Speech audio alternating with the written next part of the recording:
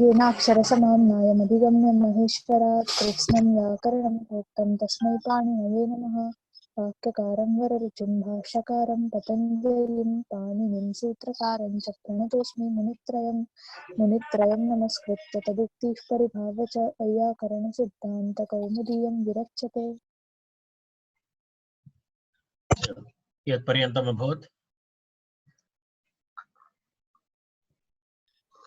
द्रोश्च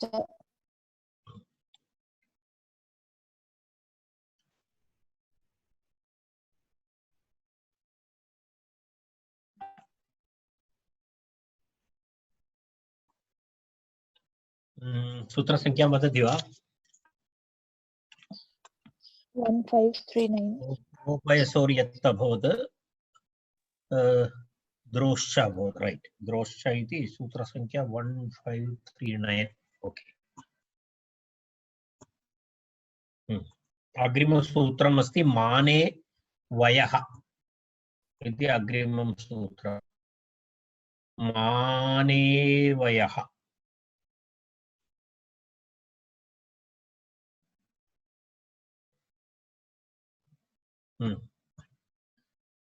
तत्र मानेवयः इत्यत्र किं कः प्रत्ययः? नवीनः कश्चन प्रत्ययः, इदानीं पर्यन्तम् आगतः प्रत्ययः नास्ति तत्र। मानेवयः इत्यत्र वय इति प्रत्ययः, वय वयप्रत्ययः अभिधेयः, वयप्रत्ययविधायकं सूत्रं वयप्रत्ययः। द्रु इति अनुवर्तते, द्रोः इत्येव, द्रोः इति द्रुहवृक्षः इति पूर्वमुक्तं, द्रुहवृक्षः इति उक्तं। तर्हि द्रुहवृक्षः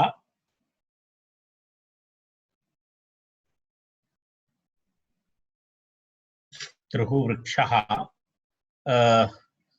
तत्र माने, माने इति मापनं, माप् मानमिति यत्र यस्य मापनं करोति खलु तस्मिन् अर्थे द्रु शब्दः, द्रु इति अनुवर्तते अत्रापि, द्रोः इत्येव, द्रोः इत्येव।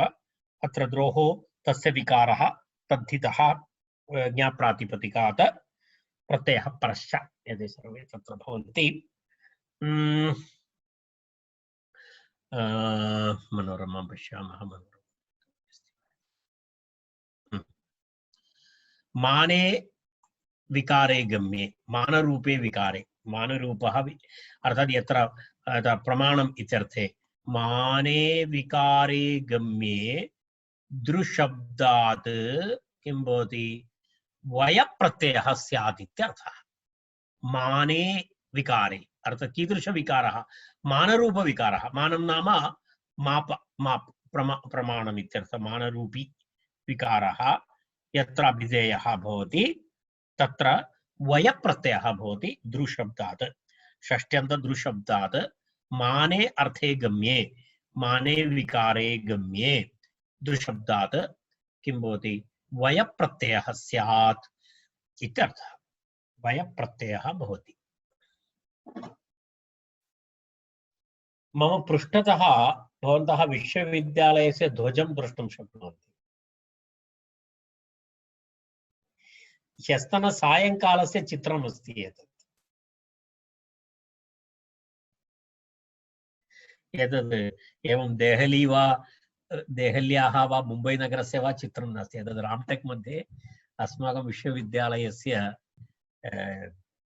दृश्यमस्ति। एतद् अस्माकम् अड्मिनिस्ट्रेटिव् बिल्डिंग् उपरितः स्वीकृतं चित्रम् एतत्। एतद् उपरि पूर्णं पश्यतु। बहु सुन्दरम्। अस्तु,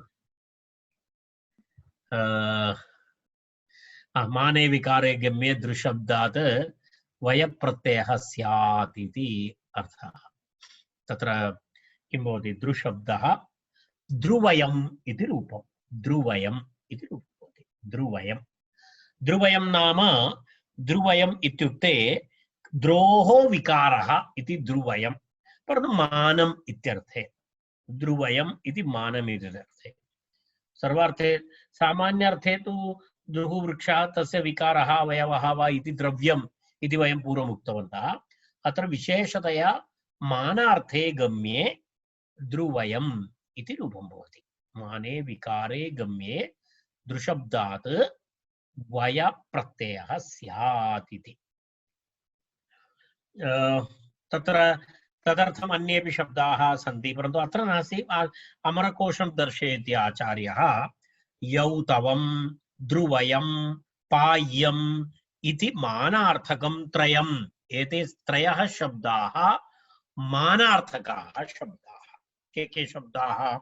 यौतवं ध्रुवयं पाह्यम् इति मानार्थकं त्रयम् इति अमरः।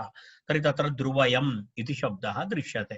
तद् दर्शयितुम् आचार्यः ध्रुवयम् इति तत्र अमरकोशस्य तं भागमत्र उद्धृतवान्।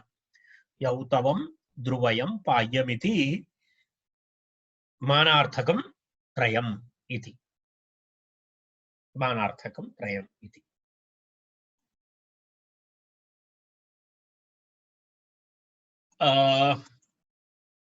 अग्रिमं फले लुक् इति सूत्रम्। फले लुक् यदा किं भवति? फले अर्थे किं भवति इत्युक्ते फलितस्य वृक्षस्य फलम् अवयवः विकारः च इत्यर्थे किं भवति? तस्मिन् अर्थे लुक् लोपः भवति। विकारार्थक प्रत्ययस्य लुक् लोपः भवति इत्यर्थः। अर्थात् विकारावयव प्रत्ययस्य लुक् स्यात् फले इति। फले अर्थे गम्ये यदा कस्यचित् फलस्य यदा अर्थः यदा भवति, विवरणं भवति, तथा यदा वृक्षः भवति तस्य वृक्षस्य फलं विकारः इत्यर्थे विकारप्रत्ययः भवति।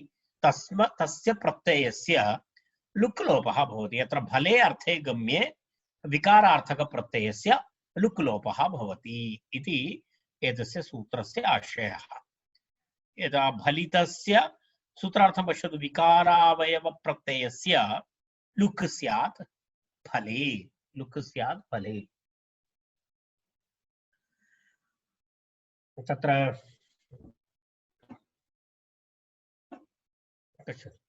विकारावयव प्रत्ययस्य लुक् स्यात् फले इति सूत्रार्थः। यदा फलार्थः भवति चेत् लुक् भवति। यदा आमलक्याः फलम् आमलकं पश्यतु। आमलकी आवला आमलकी आमलकी इति भवति। तत्र आमलकम् इति आमलकी इति शब्दात् वस्तुतः तस्मिन् अर्थे विकार इत्यर्थे आमलकी तस्य फलम् इत्यर्थे किं भवितुमर्हति? तत्र नित्यं वृद्धशरादिभ्यः इति सूत्रेण तत्र मयट् प्रत्ययः भवति। आमलकी इति शब्दात् तस्य फलम् इत्यर्थे विकारः, फलं विकारः इत्यर्थे नित्यं वृद्धशरादिभ्यः इति तत्र किं भवति?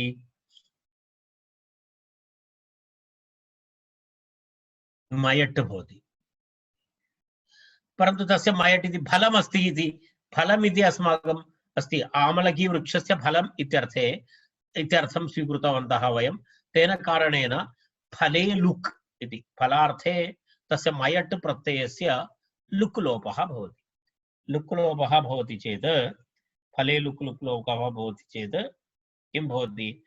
आमलक इति अवशिष्यते। कारणम् आमलकी मयट् आसीत्, तत्र यस्येति च इति अकारलोपः भवति। तर्हि आमलकमयम् इति आसीत्, तस्य मयट् इत्यस्य लुक् लोपः भवति। तर्हि मया इति लुक् लोपः भवति चेत् आमलकशब्दः तत्र भवति। क्षम्यताम्। आमलकी इति शब्दः, आमलकी शब्दात् मयट् प्रत्ययस्य लुक् लोपः भवति। तत्र ङीष् अस्ति आमलकी इत्यत्र ङीष् प्रत्ययस्यापि तत्र लुक् तद्धित लुकि इति सूत्रेण लुक् तद्धित प्रत्ययस्य लुक् लोपः भवति इति कृत्वा अत्र स्त्री प्रत्ययस्य लुक् तद्धित लुकि इति तत्र ङीष् प्रत्ययस्यापि लोपः भवति। तर्हि आमलक इति शब्दः भवति। आमलक शब्द इति प्रातिपदिकम् आमलक। तस्मात् सुप्रत्यये ऋत्वे विसर्गे आमलकम् इति रूपं भवति। तर्हि आमलकी वृक्षः, आमलकं फलम्। आमलकी इति आवला, आवला का पेड़, तस्य कृते आमलकी इति शब्दः। आवला तस्य वृक्ष फलम् आमलकम् इति। करतलामलकवत् इति प्रयोगः अस्ति। करतलामलकम् इति, करतलामलकम् इत्युक्ते अत्यन्तं प्रावीण्यम् इत्यर्थे करतलामलकम् इति। करतले यः आमलकं भवति, यद् आमलकं भवति इव करतलामलकम् इति, सः तस्य कृते न्यायशास्त्रं करतलामलकमिव इति। इत्युक्ते सः तस्मिन् शास्त्रे प्रवीणः इत्यर्थः। तदा तादृश कश्चन प्रयोगः अस्ति, करतलामलकम् इति। अर्थात् तस्य तस्मिन् शास्त्रे उत्तमा गतिः अस्ति तस्य कृते, कारण तद् स्वहस्ते भवति इव, तदा एकः प्रयोगः अस्ति।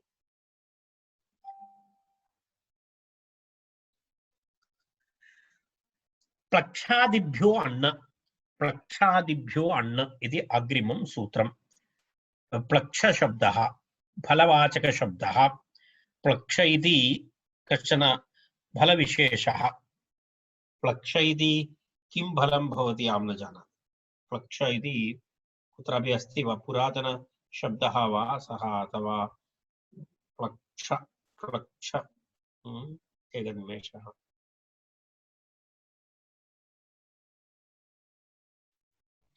तत्र गणः अस्ति, प्लक्ष इति गणः अस्ति। तस्मिन् गणे ये शब्दाः भवन्ति तेभ्यः सर्वेभ्यः शब्देभ्यः किं भवति, प्लक्ष इति शब्दः न दृश्यते अत्र, अमरकोशे तु न दृश्यते। अस्तु, प्लक्ष इति किमपि फलं, फलविशेषः।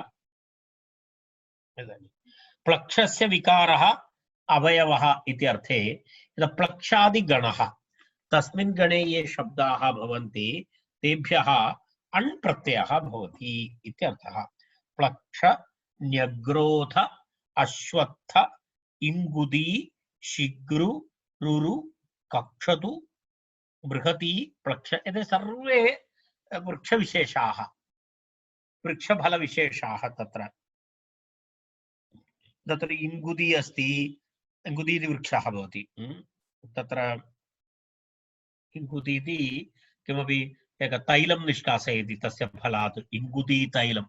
इंगुदी तैलम् इति तत्र अस्ति। यदा अभिज्ञानशाकुन्तले, अभिज्ञानशाकुन्तले अस्ति, यदा सा शकुन्तला हरिणस्य शरीरे कुत्रापि भवति इंगुदी तैलं स्थापयति इति तत्र अभिज्ञानशाकुन्तले यदा अहं पठितवान् स्मरामि।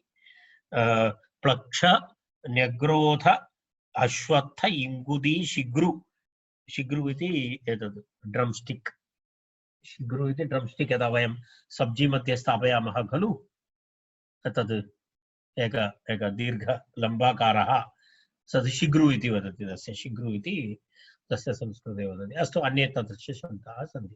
तर्हि प्लक्षादिगणपठितशब्देभ्यः अण् प्रत्ययः भवति। तर्हि पूर्वं फलार्थे लुक्लोपः उक्तः अस्ति, तर्हि अत्रापि फलमित्यर्थे भवति प्लक्षः, तस्य विकारः इति। तर्हि कथं तत्र लुक्लोपः न भवति वा इति प्रश्नः। तर्हि तस्य उत्तरं विधानसामर्थ्यात् न लुक्। अत्र विशेषविधिः अस्ति खलु, प्लक्षादिगणात् अण् प्रत्ययः भवति इति विशेषविधि, विशेषविधिः अस्ति इति कृत्वा पुनः तत्र फले लुक् इति लुक्लोपः न भवति। अन्यथा पुनः एतस्य का आवश्यकता, विधिं कृत्वा किं प्रयोजनं। यदा प्रयोजनं विना तत्र एक अण् प्रत्ययस्य विधानं कृत्वा पुनः फले लुक् इति लुक्लोपं क्रियते, कः लाभः तत्र। तेन कारणेन अत्र विशेषविधानम् अस्ति इति कृत्वा अत्र किं न भवति, अत्र लुक्लोपः किं न भवति इत्याशयः। तर्हि विधानसामर्थ्यात् न लुक्। तर्हि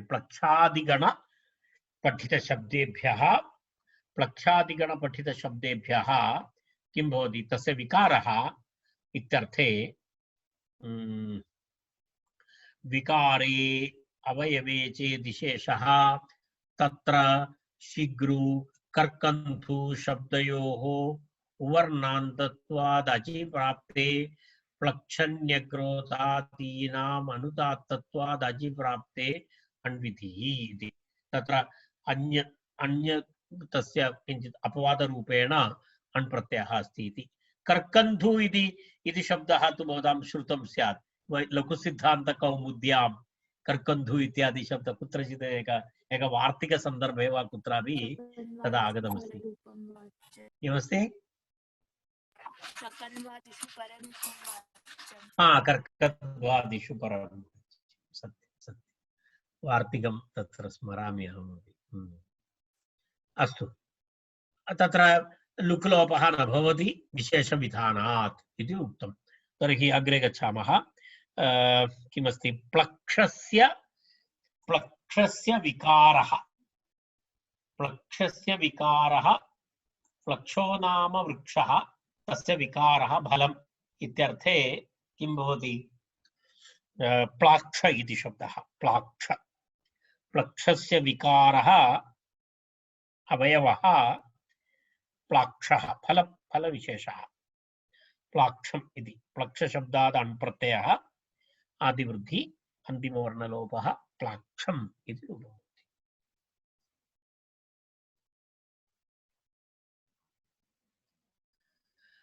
न्यग्रोधस्य च केवलस्य इति। न्यग्रोधस्य च केवलस्य इति अग्रिमं सूत्रम्। न्यग्रोधस्य च केवलस्य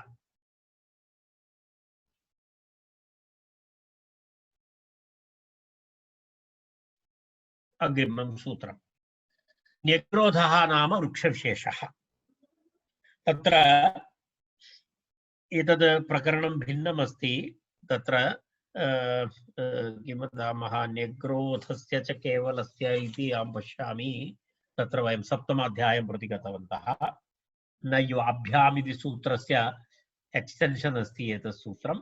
यदा वयम् ऐजागमः इति वैयाकरणः इत्यादि रूपाणि वयं दृष्टवन्तः, न्यायिकाः इत्यादि रूपाणि वयं दृष्टवन्तः, तस्यैव विषयः एषः।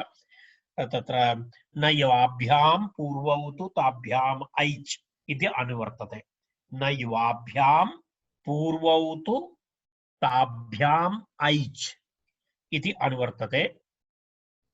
तत्सर्वं यदा सप्तमाध्यायस्य सर्वम् अनुवृत्ति तद्धिदेष्वचामादेः अचो ञणिति वृद्धिः अङ्गस्य इत्यादि सर्वं प्रकरणं भिन्नं।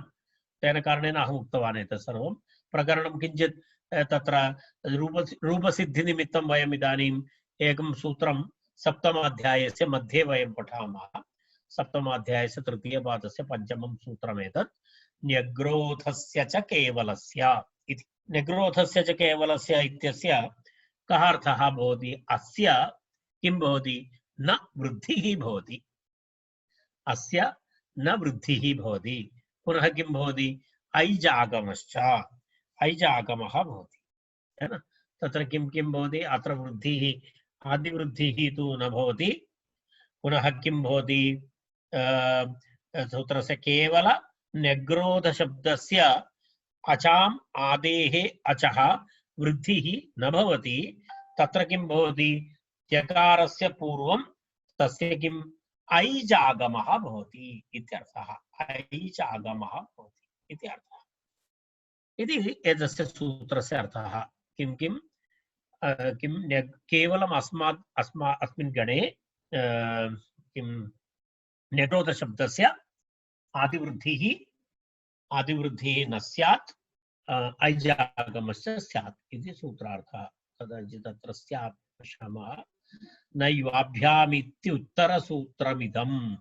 अस्य इत्युक्ते केवलस्य न्यग्रोधस्य इत्यर्थम्। केवलत्वं नाम पदान्तरविहीनत्वम्। अन्येषां पदानां कृते अयं नियमः नास्ति। न्यक्रोहति इति न्यग्रोध इत्युच्यते। न्यक्रोधति इति न्यग्रोधः। एवं न्यक् इति किं भवति? न्यक् इति शीर्षं भवति खलु कदाचित् तस्य एवं मूलः एवं भवति भवन्तः न्यग्रोधवृक्षं पश्यति चेत् तत्र द्रष्टुं शक्यते तत्र मूलः उपरितः एवम् अधः एवं दृश्यते तथा न्यग्रोधवृक्षस्य वैशिष्ट्यं तदेव न्यक्रोहति इति तस्य प्रयोगः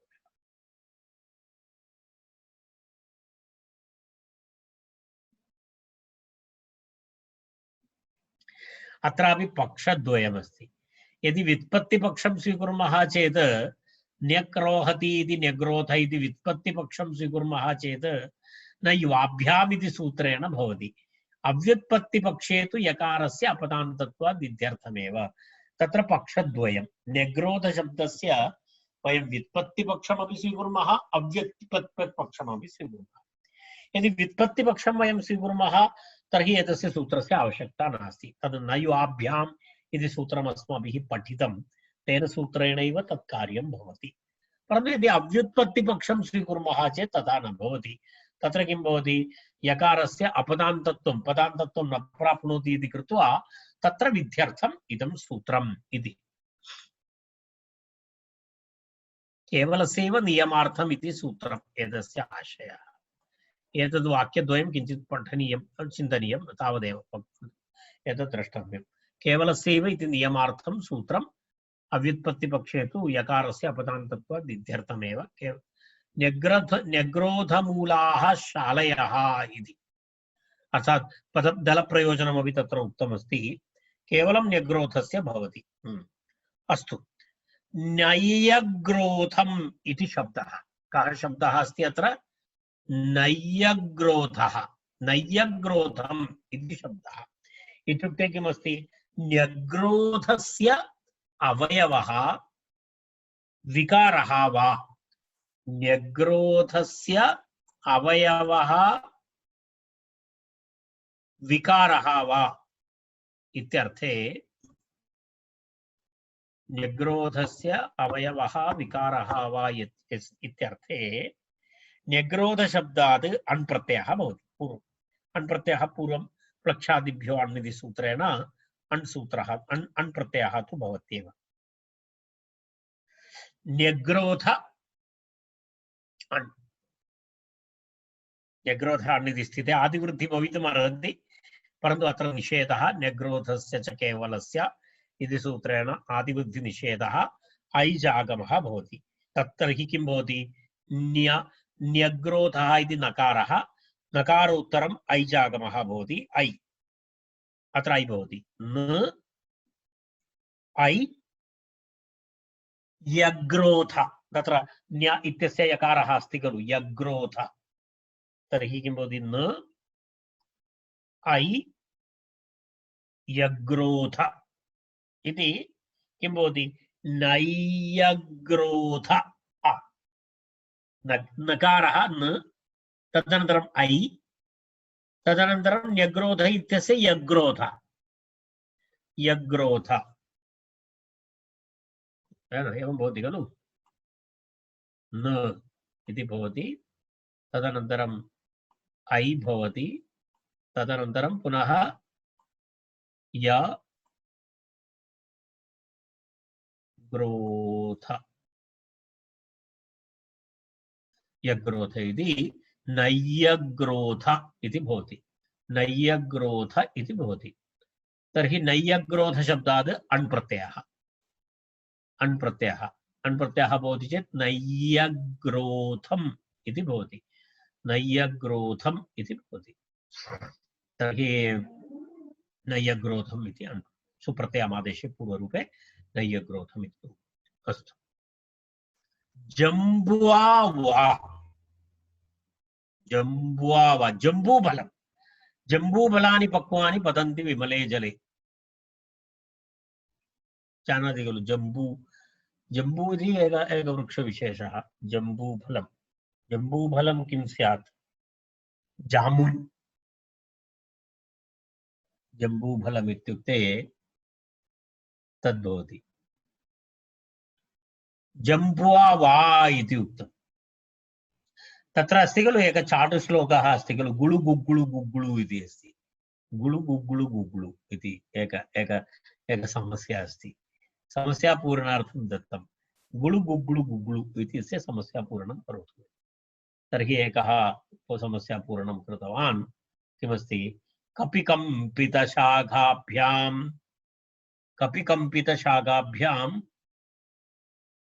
पतन्ति कपिकम्पितशाखाभ्यां जम्बूफलानि पक्वानि पतन्ति विमले जले गुळु गुग्गुळु गुग्गुळु इति कृतवान् सः। किं भवति? एक एक एक वृक्षः, जम्बूवृक्षः, तस्य किं भवति? तस्य शाखाः भवन्ति। तत्र कश्चन कपिः आगतः, वानरः। सः तस्य उपरि बहु कूर्दनं कृतवान्, कम्पितवान् सः शाखां। तर्हि कपिकम्पितशाखाभ्यां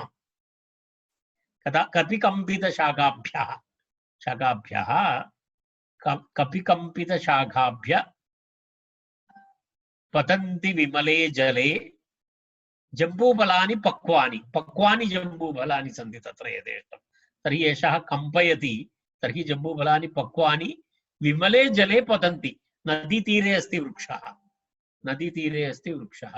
तेन कारणेन तानि फलानि कुत्र पतन्ति? विमले जले पतन्ति। तर्हि तस्य ध्वनिः अस्ति किं? गुळु गुग्गुळु गुग्गुळु इति। यदा एकैक जामुन् पतति चेत् glue glue glue glue glue glue glue इति पतन्ति विमले जले। एकः चाटुश्लोकः बाल्यकाले पठितः। अस्तु। आम्, जम्बू शब्दात् फले अण्वा स्यादिति। जम्बूफलात् शब्दात् फले, फले अर्थे अण् प्रत्ययः विकल्पेन स्यादित्यर्थः।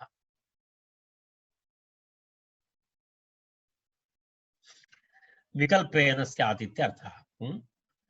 जम्बुवाः फलम्, जम्बुवाः फलम् इत्यर्थे अण् प्रत्ययः विकल्पेन भवति। तर्हि जम्बू शब्दः, जम्बू शब्दात् जम्बूफलं, जम्बू इत्यशब्दात् किं भवति? जम्बोः, जम्बुवाः विकारः इत्यर्थे जम्बू शब्दात् अण् प्रत्ययः भवति। उ इत्यस्य और गुणः इति गुणः। तर्हि जम्बो आ आदिवृद्धि, जाम्बो आ एचो यवायावः इति अवादेशः, जाम्बव सुप्रत्यय अमादेशे जाम्बवम् इति भवति। इति जम्बूफलम् इत्यर्थे जाम्बवम् इति शब्दः पक्षे, अर्थात् अण् प्रत्ययः वैकल्पिकः।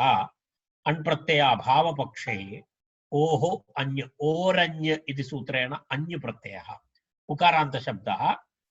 तेन ओरन्य इति सूत्रेण अन्य प्रत्ययः। तस्य फले लुक् इति सूत्रेण लुक् लोपः। फले लुक् इति पूर्वमुक्तम्। अण् प्रत्ययस्य लुक् लोपः न भवति। किमर्थं न भवति? प्रक्षादिभ्यो अण् इति वयं पठितवन्तः। कारणं तत्र विशेषविधिः अस्ति। विशेषविधानात् तत्र लुक् न भवति अण् प्रत्ययस्य, परन्तु अन्य प्रत्ययस्य लुक् लोपः भवति। किमर्थं? स विशेषविधिः नास्ति, औत्सर्गिक अन्यस्ति। ओरन्य, ओरन्य इति सूत्रेण तस्य लुक् भवति। तर्हि जम्बू इति रूपं भवति। एवं रूपद्वयम्। एकं तु जाम्बवम् इति अण् प्रत्ययान्तः शब्दः, जम्बू इति अन्य प्रत्यय लुक् लोप शब्दः। अन्य प्रत्ययः अपि भवति, अत्र लुक् लोपः अपि भवति। सः शब्दः एवं रूपद्वयं जम्बू इति। लुप्च इति अग्रिमं सूत्रं। लुप्च इतोपि लुप् लोपः अपि भवति, लुप् लोपः अपि भवति। तत्र एवमस्ति, लुप्च इति सूत्रं पश्यामः। लुप् च यदा लुक् प्राप्नोति अत्र केन सूत्रेण? फले लुक् इति सूत्रेण। तर्हि लुकि प्राप्ते पुनः लुप् लोपः अपि किमर्थम् इति तत्र लुपि युक्तवद् व्यक्तिवचने इति तस्य निमित्तं तत्र तदापि रूपमस्ति। जम्बूः जम्बू जम्बू इत्यस्य अवयवः विकारः इत्यर्थे जाम्बवम् इत्यपि रूपमस्ति, जम्बू इत्यपि रूपमस्ति, पुनः पुनः जम्बूः इत्यपि रूपमस्ति इति रूपत्रयमस्ति तत्र। तदेव तत्र लुप्चा इति। तत्र प्रश्नः यदा लुक् लोपे सिद्धे सति पुनः लुप् लोपः किमर्थं? समानमेव अस्ति खलु। लुक् लोपः भवति चेत् वा भवतु, लुप् लोपः भवति चेत् लोपः तु भवत्येव।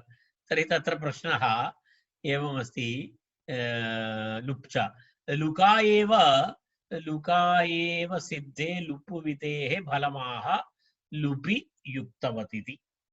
लुपि युक्तवत् यत्र लुप् लोपेन लोपः भवति चेत् प्रकृतिवत् युक्तवत्। युक्तवत् इत्युक्ते प्रकृतिवत् इति वयं पूर्वं पठितवन्तः। व्यक्तिवचने लिङ्गवचनानि भवन्ति इति। लुपि व्यक्तिवत् युक्तिवचने, लुपि युक्तिवत् व्यक्तिवचने इति वयं पूर्वम् आरम्भकाले यदा वयं गतजन्मनि वयं पठितवन्तः। न बहूनां कृते तत्सर्वं गतजन्मनि अभवत्। तेन कारणेन गतजन्मनि इति मम बुद्ध्या प्रयोगः। कारणम् एकमासात् पूर्वं यत् पठितं तद् इदानीं कुत्र स्मरेयुः। तर्हि लुप्चा इति लुकैव सिद्धे लुप् विधेः फलमाह तत्र लुपि व्यक्तिवत् युक्तिवत् व्यक्तिवचने इति। अस्तु, तर्हि जम्ब्वाः वा अभवत्। तदनन्तरं लुप्चा। लुप्चा इत्यस्य विवरणं मया आरब्धं। लुप्चा इत्यस्य जम्ब्वाः वा इति अनुवर्तते, फले इति अनुवर्तते, अवयवे इति अनुवर्तते। तस्य विकारः तद्धिताः। वयं चतुर्थ तत्रैव वयम् इदानीं स्मः। चतुर्थाध्यायस्य तृतीये पादे अन्तिम, वस्तुतः चतुर्थाध्यायस्य तृतीयपादस्य